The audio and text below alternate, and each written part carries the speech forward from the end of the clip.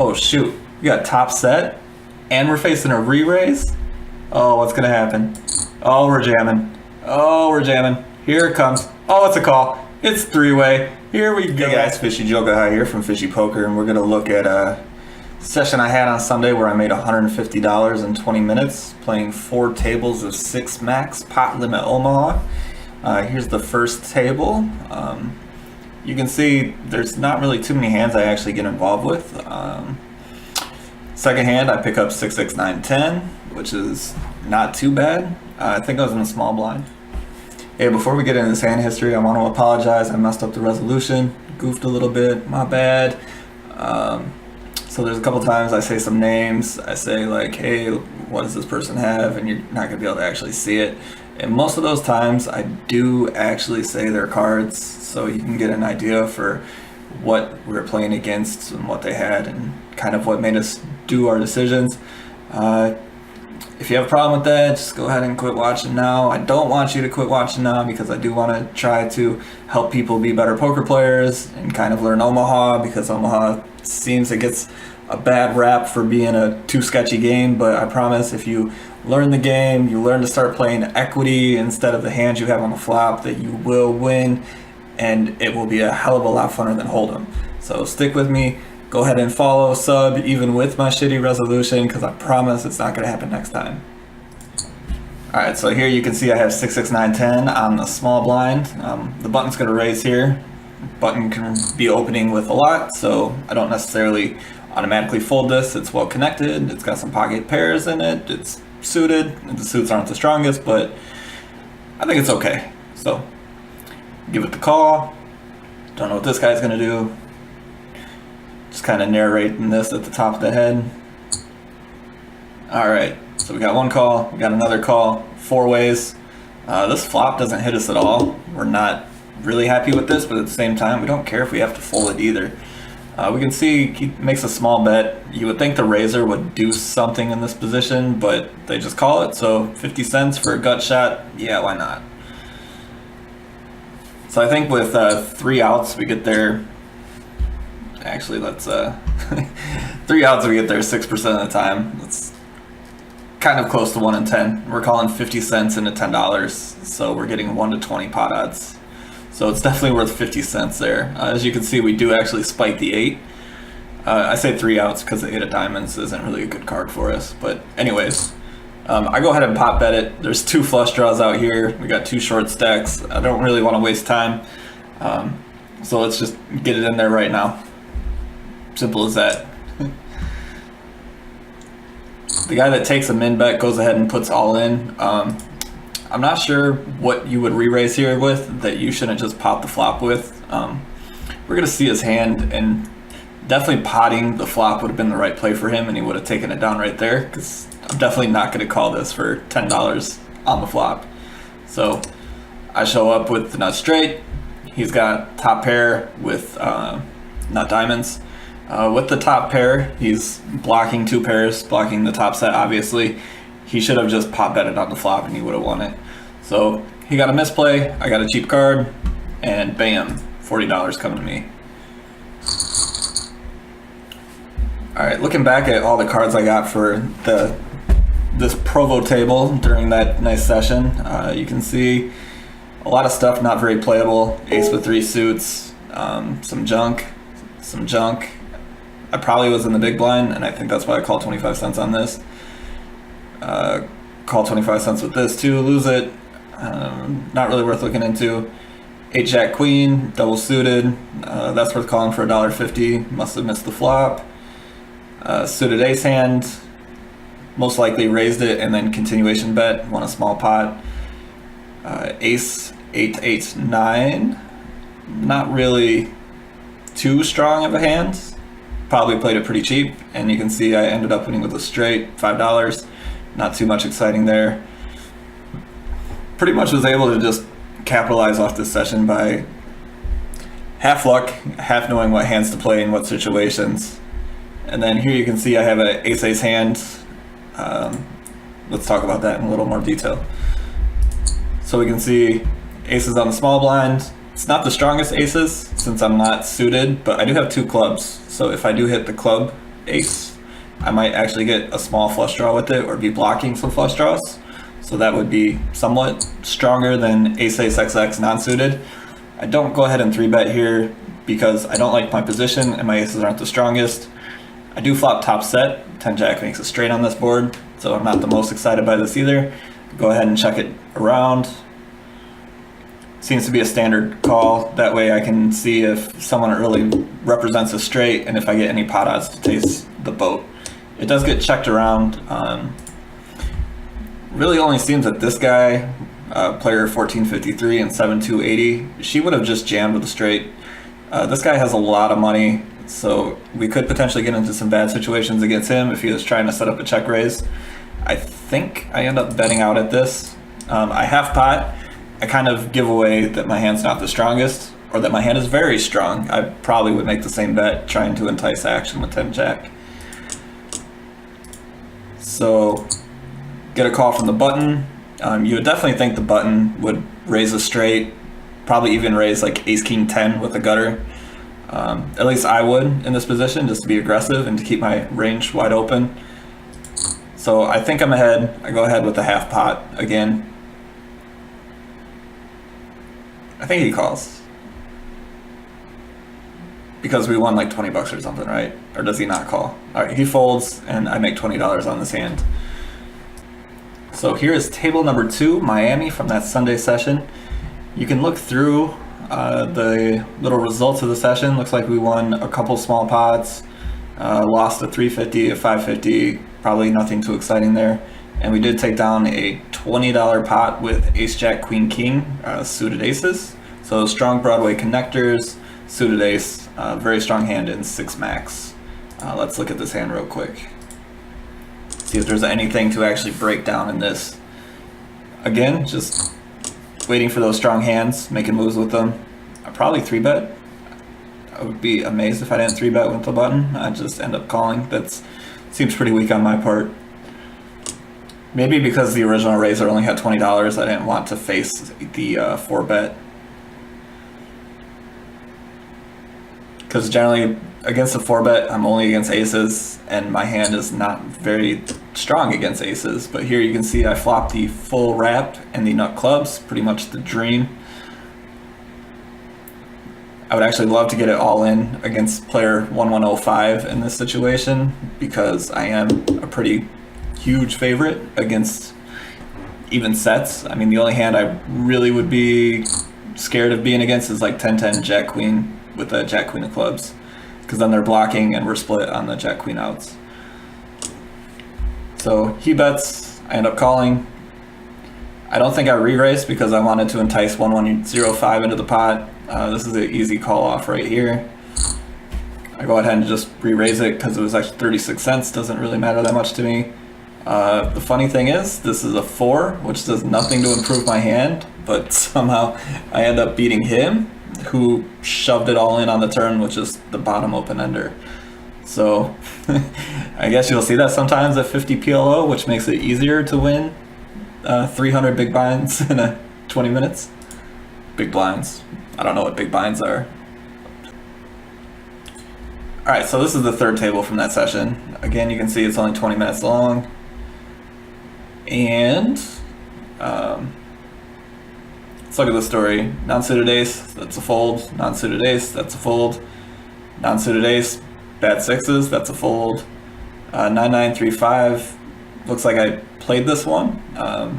Double suited, pocket nines, that's probably on the button. So I do call that and see a flop. Guessing the flop wasn't good for us. 4, 6, 10 jack, bad connectors, bad suits. Probably threw away small blind. Suited ace, 3 connectors, so I probably do play that on a raise and miss it from the cutoff. That would make sense there. 2, 2, 6, 7, that's weak. King 2, 8, 4, pretty weak. King 4, 2, 7, it's double suited. Some people might actually play this hand and might stack off to the spades. You can see I just go ahead and fold that. Here we have a very nice Broadway double suited hand. Looks like we end up winning a smaller pot on that. Not sure it's worth actually looking at the hand history with, but you can see strong hands positive expected value, probably going to win some money with them the majority of the time, and we do win $5 here. King, king, 10, 2, the suited on the spade, kings are strong, most likely in a later position. I may have tried to stab it and folded. Let's actually go ahead and look at this. So during the session, it looks like I made $10 on this table, $15 on the table we just looked at, $35 on the table before that. So altogether, that's like 60-ish so far. You guys could probably check my math and tell me I'm wrong, but it's still pretty decent for only 20 minutes. Yeah, so let's look at these kings. King, king, 210. Looks like the flop came 10 queen, which isn't the best. With the kings, we could potentially block the straights. Like if a 9 hits, if an ace hits, we could probably bet off. The flop is rainbow, so that gives us decent bluff outs. So it looks like it was $6 pre-flop. The turn was an 8, which isn't anything exciting for us. It's not the cards that we said we could bluff at. So it looks like one of the other players went ahead and 2/3 bet, another one called, and then me in the last position, I just went ahead and folded because at that point in time, the stack to pot ratio was such that I couldn't have bluffed. And again, 8's not my bluff card anyways. It looked like the river was the ace, which would have been my bluff card. But at that point, the stack was so high that even if I bluffed like 30-ish, the other player would probably easily call me anyways, this guy that bet. So, not a lot to talk about there. Decent enough hand to call a raised 3-way. Still would have liked to see this be a jack of hearts. And then it might even be worth just 3-betting and getting it all in there and gambling a little bit. Alright, so let's go back to the hand. Alright, here we see I do win $15 with double suited aces and wheel draws. So 2-4 flop, go ahead and bet that on the flop. Someone might not expect that we actually connect with it. They go ahead and call us off with like something like 4, 5, 6, 6, and then we'd be pretty happy. Let's see how we actually won $15 on this. Looks like we have ace, ace, 3, 5. The flop comes 2, 2, queen. So there was a raise. Someone called. I went ahead and 3-bet 775 pre-flop. 2 callers. This flop is such that given the action, I don't suspect there's going to be a lot of 2s. Looks like it was $18 or $20-ish, and then I bet 15 into it, so roughly about 75%. And then the original 2 players went ahead and folded. You would suspect sometimes you might get some queens with like king high heart draws or queens with the ace high flush draw to go ahead and call you, or to even just bet right into you. Because it looks like I was on the button because there was a check and a check. So the hand I just called would likely just pot it, and then we can just get away from it. And then 2s, we might just pay them off or have a really tough bet and then fold. Luckily it didn't happen like that, and we did win $10. So another hand that seemed to draw a little bit of action away from us, 7, 10, 10 king, suited diamonds. Again, not the strongest hand. I think at this point in time I was gambling a little bit since I was up. 7, 10, 10 king, I raise, pretty weak raise, probably just feeling squirrely again. There was a re-raise, a call, so I think I called because it was 3-way. The flop is 6, 7, 9. That's kind of enough that I could potentially bluff, but since there is spades and it is a bigger pot, I don't bluff it. I only have 1 spade. If this was the king of spades, then I might be more inclined to semi-bluff it. Go ahead and check. There's a bet. This guy go ahead and all-in call. So being that this short stack did make the call, we just go ahead and let it go. Alright guys, so it seems Global Poker's hand history is kind of wonky, and I'm missing some of the hands, especially the ones I really wanted to talk about. So we can see here at Provo, this is towards the end of the session, I have 88, 39, buying in originally for 50, so up 38.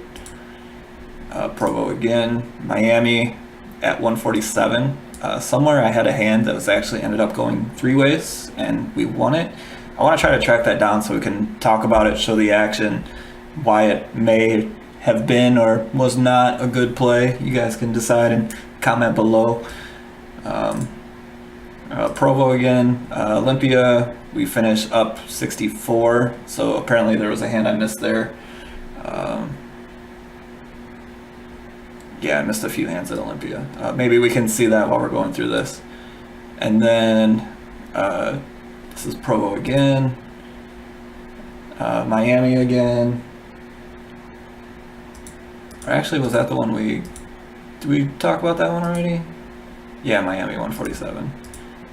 Montgomery 55. So I only finished up $5 at Montgomery, but I did okay at the other ones. So let's see if we can actually find that hand.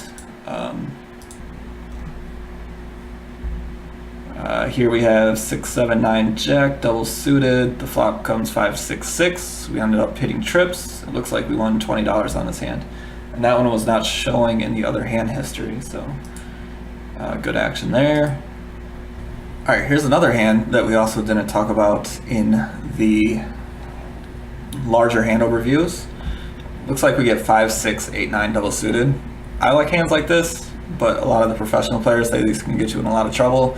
If you're playing $50 PLO, you can kind of manage the risk based on how the other players act, and usually you don't get in too much trouble with these kind of hands.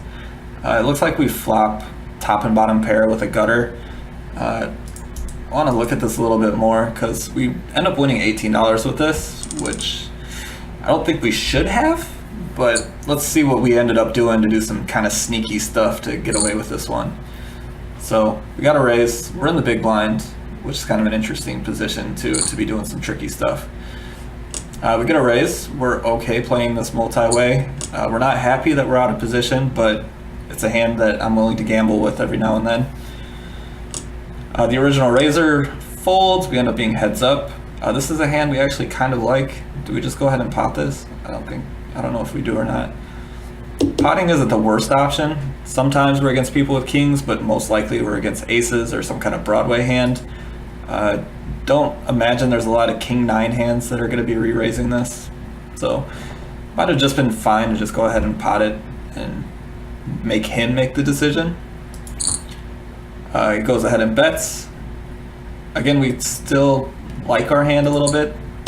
I don't know why I flat. Flatting is kind of weird. I should have just 3-bet right there. If we did 3-bet, it probably would have looked bad. The 9 was a little fishy. My flat call was also fishy. So here at Fishy Poker, when your name is Fishy Jokaha, you play fishy. So I'm a little mad that I got counterfeit, but I think I check. He checks. There's a lot of times that I'm drawing the wrap on the $9 call, so I think I see what happened here. This 8 hits. I imagine if he does have hearts or he does have the king, he's going to go ahead and continue here. He might be scared that I have trips at this point. This hand is pretty scary on a lot of fronts. The wrap hits. The backdoor hearts do hit. I was kind of repping the wrap, so I think I go ahead and bet this like I just hit my wrap. I don't go ahead and pot all the way because then that almost screams out most of the time that it's a bluff. So I size it a little lower than pot just to put the pressure on him to like think, what do I actually have? What is in my range? And even though we only have the 8-9, we end up taking down a nice pot with a good bluff there on the river.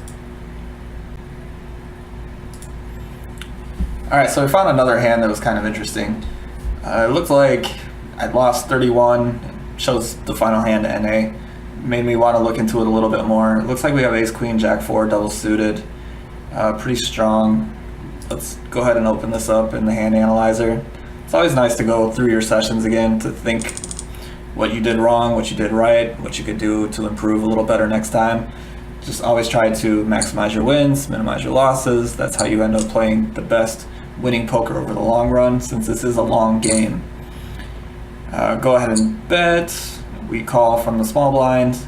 Seems like an easy standard call with our hand, especially since other players showed that they're gonna make this multi-way, and we really like our hand multi-way. We do end up with the nut diamond draw. Let's enough said. 8-10 gives us a backdoor straight too. Even just a 10 on the turn gives us a king and 8 as additional outs. So we have the backdoor straight draw out as well. So we don't mind putting in some money into this pot. So you see we go ahead and do that. I don't know if this actually reflects how long it took me to call this or not, but standard call there. So you can see we get multiple callers. We definitely had the right pot odds to go ahead and make that call. This pairs the board, so being a bet, a raise, a call, and another call, it's likely someone here has a full house. We're not very happy that someone has a full house, obviously. We would love to take this $100, but I think we just check with the expectation that we're going to fold to any large bet. So this does come from the call behind. Very likely they have a full house in this case. So the original better goes ahead and calls. Not sure why. Against a raise and a call, we're definitely not good here anymore. Even if we hit the diamonds, there's usually probably 2% chance that our flush is actually good. So pretty easy fold. You can see what does actually end up being shown. 6-9 full house. Obviously, he did have the full house. We saved ourselves $17 by folding. We also saved ourselves $17 by not jamming right away. It's always nice when you have that kind of like favorite draw that you don't overcommit on the flop in case you do end up seeing a card on the turn that makes it so you're not drawing to the nuts anymore. Like in the case of us, we were looking for a flush, full house comes on the turn, saves us $17 by not drawing to the river. And if this card is a 2 of spades or some random blank card, we go ahead and probably just jam the rest of it and hope that we see something on the river that makes us happy. If it's a 10 of spades, then we're definitely happy. Jam right away, all day, every day. But 6 of clubs, it's not our style. Get that stuff out of here, go ahead and fold it, save ourselves $17, and end up still having a good session even though we lose $30 in this hand. Alright, so we found the hand we were looking for, the one that started our session up, $90. You can see we have 4, 10, Jack, Jack. Nothing too exciting. We are on the button, as you can tell by the small blind here and the big blind here. That means, bam, this is the button. That's the position you love to be in, and 6 max gives you the most room to just bet people off of all the fun stuff that they thought was good, and you just come in bluffing quad 2s, because quad 2s you get all the time. You might as well bluff it. Why not? So anyways, let's see how the action ends up playing on this one. It's a decent pocket pair. Connecting this kind of sucks. The 4 is just a shit card. It's not a hand we're very excited about, but we are on the button, so we could kind of just bet a lot of things. Like we can even represent a straight if 8, 9, 10 comes, because we do have the jacks, and we do have the position. We can even potentially call off hearts, but you see we do flop the dream, top set. We have one blocker with the 10. We have the 4, which blocks our own full house outs. So this 4 is even worse now. We'd almost rather this just be a 2, because actually 2 of spades would be a beautiful card if this was a 2 of spades, but it's not. It's a 4. Blocks our full house, so whatever. Let's. I already told you I won $90 here, so let's see what happens. Half pot. Weird half pot. This guy goes to the tank. He re-raises. I don't even know if that's a full pot bet, is it? Yeah. Calls 550, makes it 20, 20 more. So yeah, he goes in and pots it. This is an easy place for us to just shove it in there and just let it run out however it should. So bam, we jam. This guy calls, he calls. Turn, beautiful turn card for us, unless somehow this player has a quad 9s. But again, you already know that I won $90 on this hand, so obviously he doesn't have quad 9s. Let's see what they turn over. Big, huge wrap, gutter with the nuts flush, and then us with our top set, which is now a full house. At this point in time, we are winning. Is there anything anyone could hit? This guy's still alive. He can hit the 2 out queens, and that 2 outer will actually hit.